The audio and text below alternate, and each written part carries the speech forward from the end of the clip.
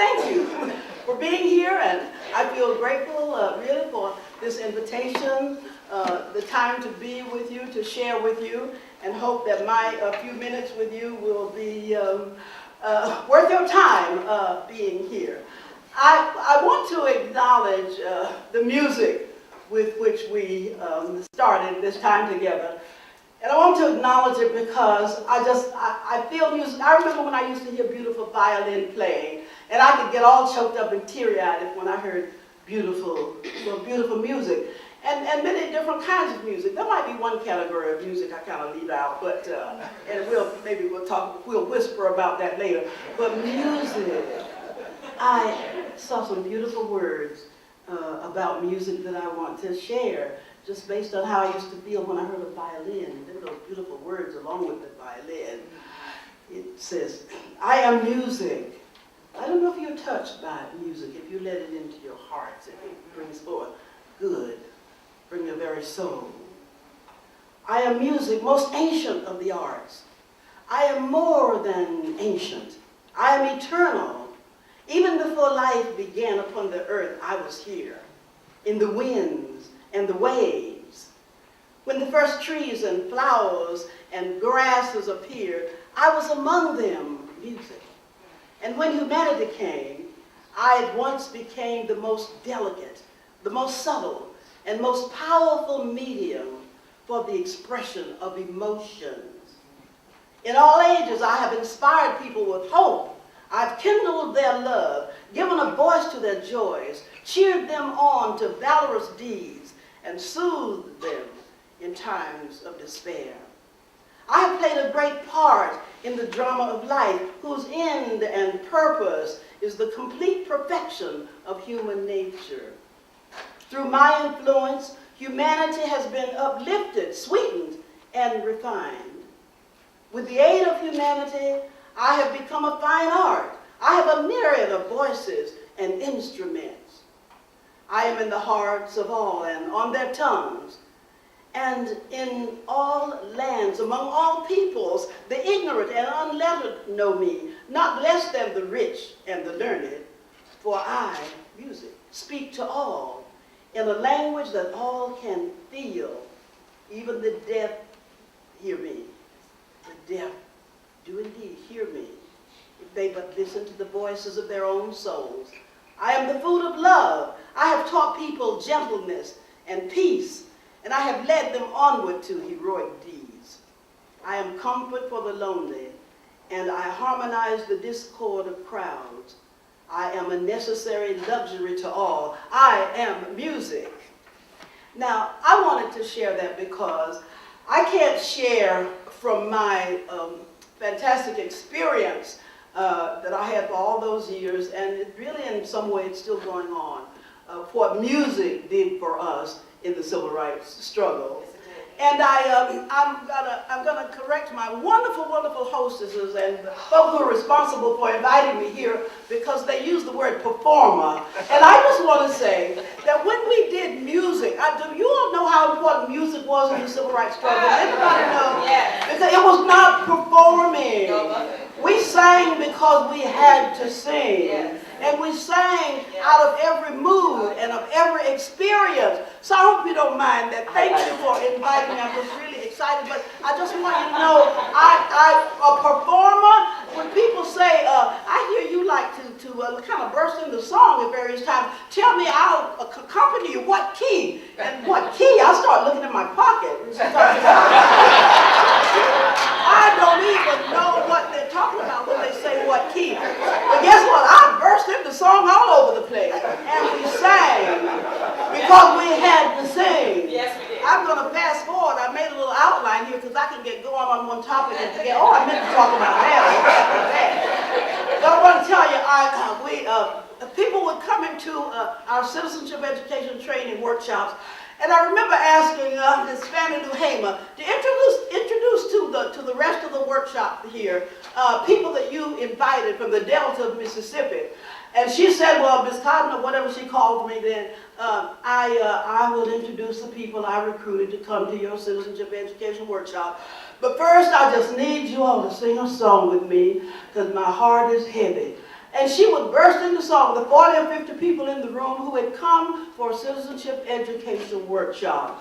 And I remember the first time she stood up and she started, I've been in the storm so long. I've been in the storm so long, children. I've been in the storm so long. Give me a little time to pray. Oh, let me tell you, sister, just how I come along, give me a little time to pray. With a hung down head and an aching heart, Lord, give me a little time to pray. I dare you, I've been in the storm so long, if you have the courage. I've been in the storm so long, children. I've been in the storm so long. Give me a little time. Give me a little time to pray. Now that's one of the old songs we call a sorrow song. It's not about performing. She sang that song because she had to. She had brought people from Ruleville, Mississippi, who were abused and oppressed, and she was just trying to get the people who lived on Mr. Marlowe's plantation to register and vote. And they had told her that we're going to put you off this plantation if you don't stop that foolishness of trying to get the people on the plantation. Mr. Marlowe's, I wonder if he's still living. I got to go to Ruleville and find out. But he's going to put them off because if she didn't stop that foolishness of trying to get them to be interested in registering and getting ready to vote. So the old sorrow songs would very often start the workshops. But guess what? By about the middle of the week in the Citizenship Education Training Workshop, and I hope that I will get to that point and really say more about what happened there. But I tell you, just in summary, when we started talking about our rights as citizens and that we were citizens and people started to understand that. We were there, we didn't bring people in for a 5-day residential workshop. Andrew Young, you may know his name, he was our ambassador to the UN, but we hung out with Dr. King every single day. He didn't do anything without me and without Andy and a whole bunch of other folks, but a few of us were with him all the time. By the 3rd day in the workshop, guess what? It was no longer the sorrow songs, because now folk done learned that they had a right because the 14th Amendment said all persons born or naturalized in the United States are citizens of the United States. And then we go into depth in terms of what that meant to be citizens of the United States. So about midweek, like I said, we ran that program for 5 or 6 years, and they would start to say, after they discovered that we don't have to be victims anymore, they'd start to sing, I'm going to do what the Spirit says do. I'm going to do what the Spirit says do. What the Spirit says do, I'm going to do, oh Lord. I'm going to do what the Spirit says do. Sing it. I'm going to do what the Spirit says do. I'm going to do what the Spirit says do. What the Spirit says do, I'm going to do, oh Lord. I'm going to do what the Spirit says do. No longer, yeah, we got to vote up. I'm going to vote because the Spirit says vote. I'm going to vote because the Spirit says vote. When the Spirit says vote, I'm going to vote, oh Lord. I'm going to vote because the Spirit says vote. But guess what they did? I'll go to jail if the Spirit says jail. And we had to do that. I'll go to jail if the Spirit says jail. For my freedom, when the Spirit says jail, I'll go to jail, oh Lord. I'll go to jail if the Spirit says. We didn't sing because we were performing. We sang because we had to. We sang because we had to. We didn't have to sing. That was the song. That was the song for every room. You heard the term learned the freedom song. Yeah. And over there in Parchman Penitentiary in Mississippi, when a bunch of folks, good friends, colleagues, members of our staff, they threw them in jail. And guess what they did? All these young people in jail over there in the Parchman Penitentiary, because they were protesting out what I call our American style apartheid. And the jailer told them one night, you should hear Bernard Lafayette talk about this. I love the way he explains how the jailer said one night, if you all don't shut up that singing, we're going to take your mattresses and you'll be sleeping on the cold concrete floors. And can you imagine those bunch of young folk in jail singing, you can take my mattress, oh yes. You can take my mattress, oh yes. But we will have our freedom, we will have our freedom, we will have our freedom, oh yeah. And they say, well, if you don't stop that singing, they start, what are we going to do to you? You're going to sleep on the concrete floor. And one time, we walked around with toothbrushes in our pockets because everybody expected to go to jail at some point in those yeah. And Bernard, I think Bernard made this one up, and he said, they said, you can take our toothbrush. And then he said, we started saying that one real soft. We had to sleep so close together. Feet toward head. We will have our freedom. We will have our freedom. We can take our toothbrush. I don't know what we would have done if we had not sung together. I know that's right. We sang about everything. And you can go back into, especially in the black culture, I don't know if other cultural groups, and I need to do some research and learn about this, but even in the cotton fields, how we can be supportive, and not only supportive financially, but supported by our very spirits. Yes. And working together. And I hope that I will say something. I know I've got to rush. We don't have but just a few minutes. But I really want to, I wanted to mention how important music was to us. But I'd like to invite us right now to actually envision the kind of world we really want to live in. Just envision it. I've created a little exercise here that I hope you'll do. And you know, if you feel like it, you can even close your eyes, because I really want you to envision, you know, what the world will be like, how we will live together on this planet. Decades and decades. What will the year be? Let's say 100 years from now. Who's a good mathematician? Do the math. 100 years from now, what year will it be? Okay, 50 years from now, what will it be? You can't do the math. I think they don't even know. I got out of graduate school and I still never learned my multiplication tables. It's like a secret. They didn't know. But tell me, what will the year be? Somebody tell me, 50 years from now. Oh, well, whatever the year is. Okay, you got to imagine now with me. You go away, you leave the planet. Your time has come. You've done your stint, you've had your time on this planet. But just imagine that you come back 50 years from now, 100 years from now, whatever, and just imagine, really play with it. Imagine you come down, and you don't come down yet, you fly over, you're a bird. Pretend you're a bird. Don't come down yet. Don't come down yet. There's it, but you just fly over. And as you fly over, you look down. You look down from that great height. It really helps if you close your eyes. I've done this exercise before. I have a good time with it. But you look down, and you see everything just working so beautifully. And I'm going to tell you what I wrote here. Imagine how you're looking down. And you soar like a bird. You say, surprise, surprise. You feel. You look down and you see clearly that everything is working so beautifully. Everything. People are no longer going to war to solve problems we face on the planet. You look down and you see that there are communities where people of varying cultural expressions are living together in peace and harmony. You look down and children are being taught in education systems where they are clearly excited about learning.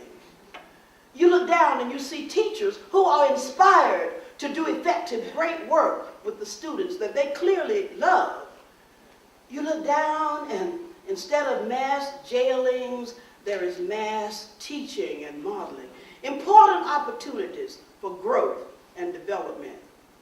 You look down as you fly over 50 years from your sojourn from the earth, and you see that the elderly are cared for in loving, nurturing communities. Communities that are intentionally transgenerational. The young and the not so young learning together, sharing together. The elders passing on from their experiences, but not dominating the youth, because the youth come into their own. And as things evolve and change, there are a lot of things will look different, but we are now knowing how to work together. You look down and you see that. You come back soaring high above the earth like this bird. You see everything working so smoothly in this place where you once lived. Though there are various spiritual, religious beliefs in this perfect community, there's recognition that all humanity, people since the beginning of recorded history, have instinctively had a desire to be connected to something, capital S, larger than themselves. And though that something is called by many names, it is the same. I'm talking about our religious beliefs, the spiritual aspect of our being. You come back, still soaring high above, you look down, and you see everything working so beautifully. People are working, having been infused with a beautiful, energizing spirit that is obvious, even as you are only observing here. As you're observing, only a loving, caring spirit permeates the people who are living here now. There are communities filled with role models, men and women, showing the way to a fulfilled life by infusing into the consciousness of the young a desire to contribute to a better world. I ask you, as you descend, maybe you get a chance to come back in another form. I don't know how that all ends with you soaring up there, looking down. But I ask you to ask yourself this question. What did I do to contribute to making this place I'm seeing such a perfect, beautiful place? The diversity you see here is like a bouquet of flowers, each contributing. Have you seen a bouquet with different kinds of flowers just put together so beautifully? And as I think about one of Dr. King's most favorite lines, we will either learn to live together on this planet, or we will perish together as fools. We will, and that people don't like to say that last part, but I heard him say it. We will either learn to live together on this planet, or we will perish together as fools. Now, I know this is a short time together here, and I don't know, maybe you're hungry, whatever, but I have a few more things I want to share. And I want to talk about actually some very specific lessons. And I jotted here that there was a great transformative movement, which you know about and you've heard about. And I call what we lived through our American-style apartheid in this country. Rigid separation of the races. And we could spend a half a day or more a week describing that part of our history when we lived in this American-style apartheid situation.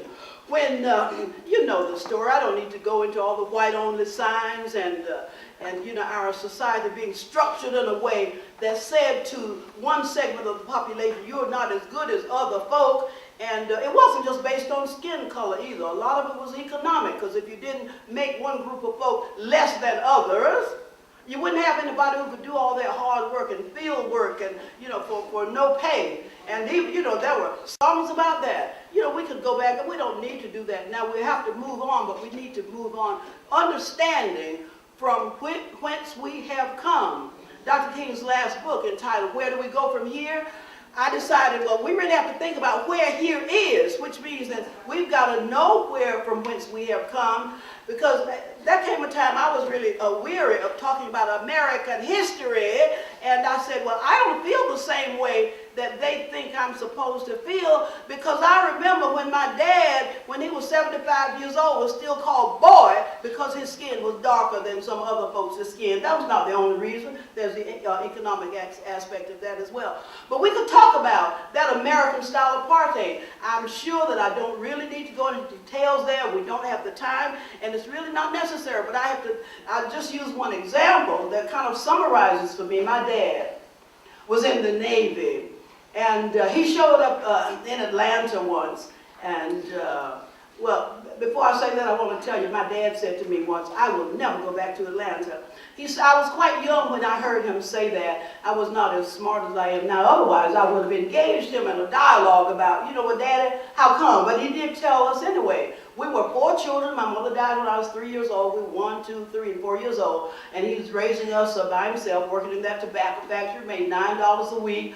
His job was to put a top on the barrels that they stored the cured tobacco in. But they put him in the Navy. I said, well, Dad, didn't you tell them you had 4 small children raising by yourself? He said, yes, I did. Well, anyway, he took us all over to Aunt Penny's house, his sister, and she kept us while he went in. But back to his going to Atlanta in his Navy uniform. I thought about this incident when the Navy SEALs did that thing, taking out the bad guy, Osama bin Laden. Yeah. And I thought, now my dad was in the Navy. First of all, he probably couldn't have been a Navy SEAL. Maybe he could have. I don't know. I had never heard of Navy SEAls.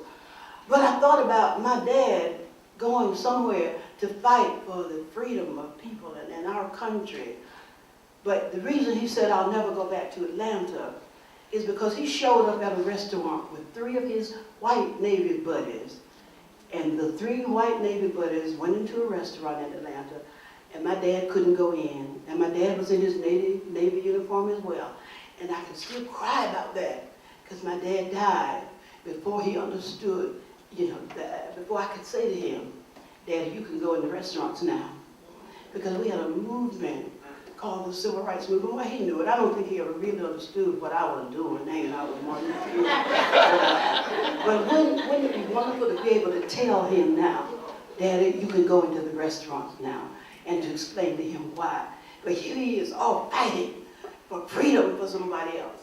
And he couldn't go into a restaurant in Atlanta. It still makes me cry. There's some wonderful lessons we learned through that great movement. And I am so grateful to see the mixture of skin hues, I'm struggling with the language, the way we describe each other, and I have some problems with the way we describe each other, and I don't have it all together yet. I don't even like to say white folks and black folks. Andrew Young says I'm a pecan tan. And they would say white folks, when people say white folks, you're not white, look, your scarf's got some white. If I saw you white, I'd call the ambulance and get you to the hospital.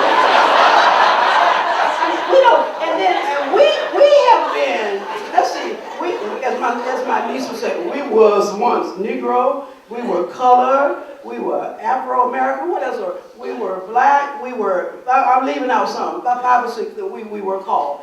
And then I was strolling across the campus at Stanford University with Dr. Benson Harding once, and I said, Benson, now that this is about, I don't know, the 6th or 7th thing we've been called, and we've been designated as, and I said, Benson, there's now this thing called people of color, and I said, I don't get that at all. To me, that is the stupidest thing I ever heard, way to describe people. And I'm walking across the campus at Stanford University, and Dr. Benson Harding said, great writer and great friend. He wrote the first draft of the I Have a Dream speech, the great friend of the movement. And Benson said, Dorothy, I came up with that term. You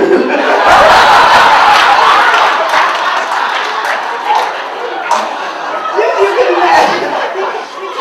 He called me Sister Dorothy. And to me, that is really people of color. And if people really just, now, we've been called 6 or 7 or 8 things, and that is people of color. I've never seen anybody with no color, unless they were really sick. But I'm saying, when I win the lottery or get some resources, I really want to do some research or language that makes sense with which to describe ourselves. But there's something wrong anyway and problematic with the way we categorize people, because once you put people in a certain category, then you can do all kinds of things to them. I grew up thinking all white folks were rich, rolling in the money. One day, a guy called us from Appalachia, and you can tell black folk from the South and white folks from the South. The language is different. You all ever noticed that? So here's this white preacher. He rang our office and he said, I want to talk to somebody who's high up in SCLC. It's Dr. King's organization now. And he wanted to talk to somebody high up at SCLC, the Southern Christian Leadership Conference. And I said, Andy! Now, I wouldn't call Andy today. But guess what? And I said, Andy, somebody's on the phone, and he sounds like a white guy, and he wants to talk to somebody high up. And Andy said, well, Dorothy, ask him if you high up enough. I'm the director of education for the organization. But you know, the women's movement hadn't happened yet. I went to work with Dr. King in 1960. I just look young and beautiful. But Andy was more on top of it, even though all of them, I love Andy dearly. He's like the brother I never had.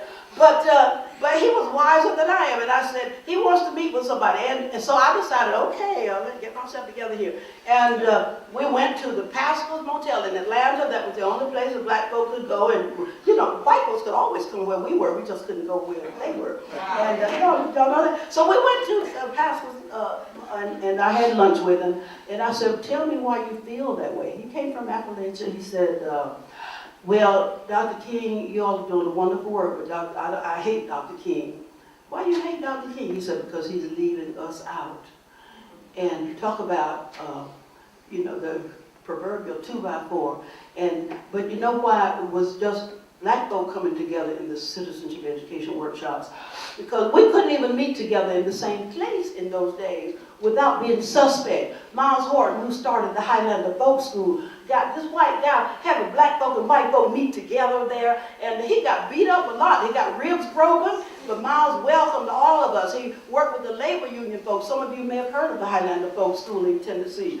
And but the powers that be were shutting down the Highlander Folk School because Miles was welcoming people to be together to discover their own power. And that really is the essence of this citizenship education program that became my particular job, and along with Andrew Young and Septima Clark. And but when the state finally shut it down, then we inherited that program, and thank God we were funded by the Marshall Field Foundation. I don't know if they still exist, so we could pay for people to come to this wonderful workshop. And I want to just say a bit about what was the citizenship education program, because it is the basis, it is the core of the training that we did. I get concerned when people say, here, and now I introduce Dorothy Cotton, who marched with Martin Luther King.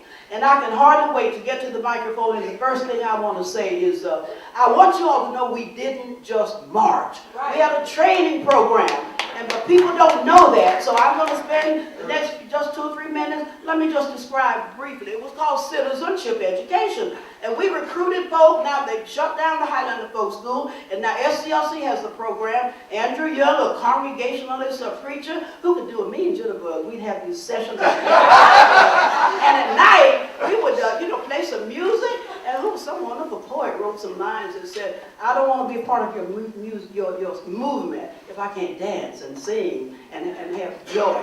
Anyway, that's kind of an aside, but it's important.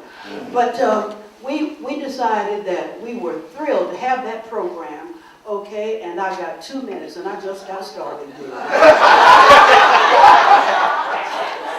Okay, well, y'all flew me a long way.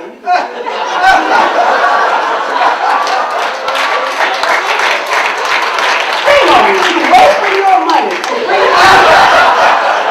bring me here and tell me I don't have a 2-word name.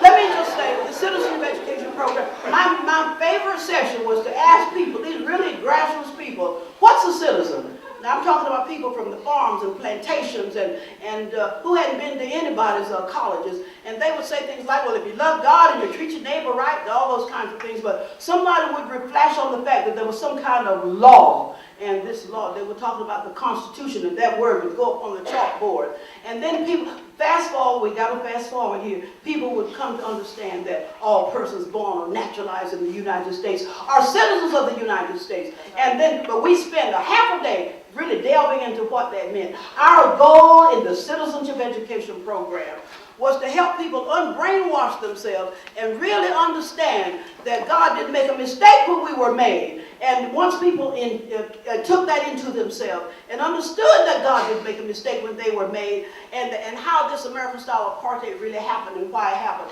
When people in the workshops understood that, that's when in the middle of the week they start singing these songs on the boat because the Spirit said it. We learned a lot of lessons. Okay, I've got to jump on. But the Citizenship Education Program went on for 8 or 9 years, and it was one of the core pieces of work that we did as we worked with Dr. Martin Luther King.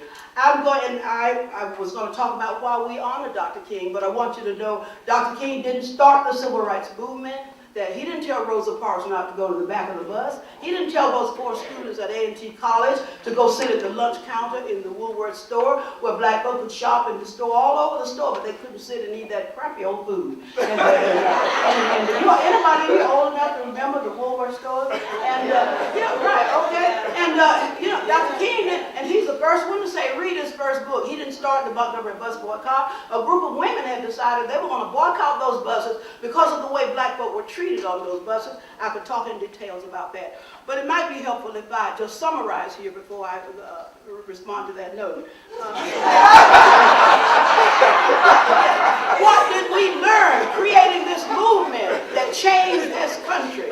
We discovered that, like Gandhi said about India, so they are dominated by the Brits, and he said, you know, Britain didn't take India from us, we gave it to them. And what did we learn from that? And Dr. King was fascinated by what Gandhi's teaching and understanding of nonviolence.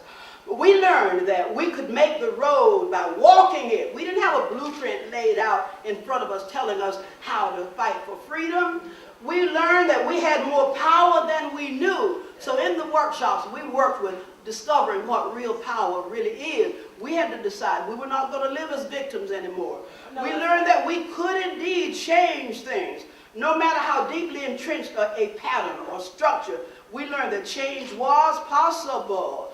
We learned that whatever skills we lacked, we could learn. We could acquire those skills, whether it was as simple as how to run a meeting or how to demystify government. You know, a lot of us grow up thinking, well, that's the government's business. But now we know the government is us. Y'all know that? We learn that we have government by the people, but only if we make it so. Only if we, the people, give life to those words. This is what those people learned. Abuse black folk. And eventually, after this white guy said he hated Dr. King because we were leaving him out, we started inviting white folk from Appalachia. We hired a white guy to go into that area and recruit people to come to those 5-day workshops to discover. This is the title of the book I just turned in to Simon & Schuster, to discover that. I called Dr. King one day and I said, Dr. King, whatever we called him at that time, and then I called him Martin, we still do. And would you come over and close out this workshop? We've had 40, 50 people here for all the week, these 5 days, and he was just over in Atlanta. Our training place was in Savannah. And we had to set up our closing, we call it a little banquet. Folk would go out and bring green stuff from the trees and all, make a beautiful table. Dr. King came over, and I tell you what he said, and I'll sit down. He said to the people who are right off the farms and plantations, who had, as Septima Clark said, a lot of these people have a third grade education, but a PhD mind. Because what they did, these people that we invited were already struggling for freedom in the places all across the South, the places from which they came. And he said to them, nobody can ride your back if your back's not bent. Guess what the title of my book is? If your back's not bent. And that applies to a lot of folks who live as victims, but who had to come to understand that God didn't make a mistake when we were made, none of us, and that we can make the world that we want to live in. We have to envision it, and we have to help all these young people that you all are doing this wonderful work with, help them understand they can make a better world. It's not, Dr. King is not going to come back. They've got to understand. They can learn from what we did, but they have to begin to see themselves as seeing what's wrong and deciding that they will decide that they can put some energy into working to change that which is not right. Thank you very much.